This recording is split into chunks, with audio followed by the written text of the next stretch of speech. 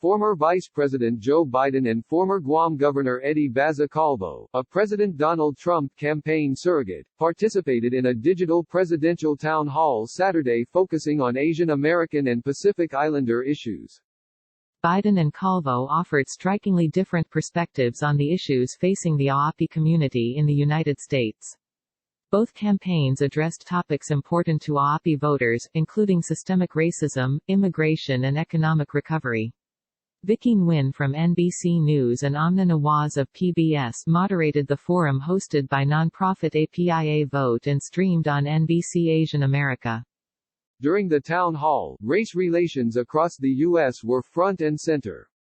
Biden slammed Trump's recent racist comments in which he referred to the coronavirus as the Kung flu and China flu, and said Trump only knows how to speak to people's fears, not to their better angels. Asian Americans are being targeted with violence in subject to xenophobic rhetoric from the mouth of the president himself, Biden said. This is the president who, instead of bringing our country together, does everything he can to fan the flames of hate and division in this country. Calvo dodged criticism about Trump's racist remarks around the coronavirus, instead pointing to incidents of looting that occurred around the same time as Black Lives Matter protests across the country and suggested Biden was culpable. I've seen some of the impact on Korean American stores, our Vietnamese hair and nail shops, our Filipino restaurants that have been looted and people robbed as a result of the riots, Calvo said.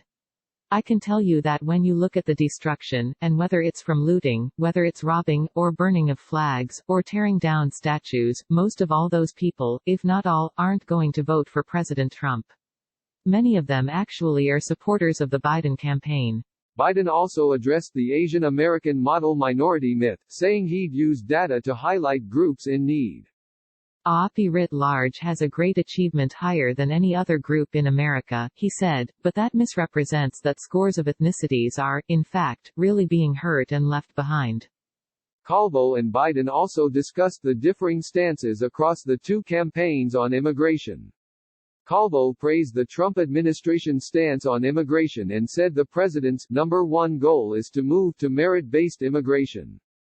Trump earlier this month signed an executive order putting a pause on new visas for foreign workers until the end of the year in a proclamation describing workers as a risk to the U.S. labor market following the coronavirus outbreak. Calvo said the order would prioritize bringing in high-skilled workers to grow our nation.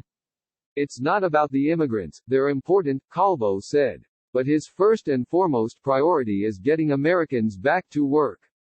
Biden vowed to send an immigration reform bill to Congress on the first day of his administration that would provide a roadmap for citizenship for 11 million undocumented immigrants who contribute so much to this country, including 1.7 million Aapi.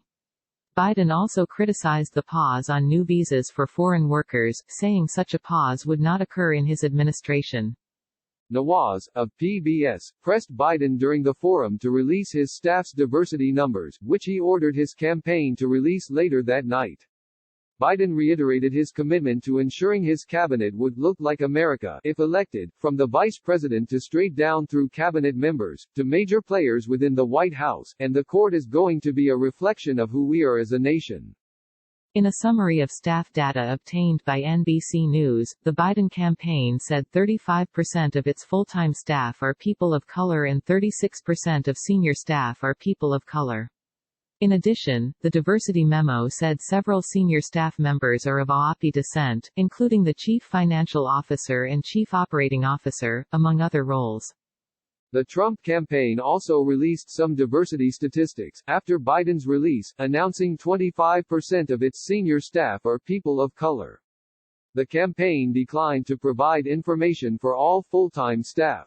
Biden's in-person appearance to the virtual town hall was noteworthy. At the 2016 APIA Vote Presidential Forum, both the Hillary Clinton and Trump campaigns sent surrogates as opposed to appearing in person. Trump did not participate in this year's forum, opting instead to golf at Trump National Golf Club in Virginia, but sent Calvo as a surrogate to represent the campaign. Calvo said he represented a microcosm of the Trump campaign, and that it was important to have the Trump campaign represented at the forum by a member of the Aapi community.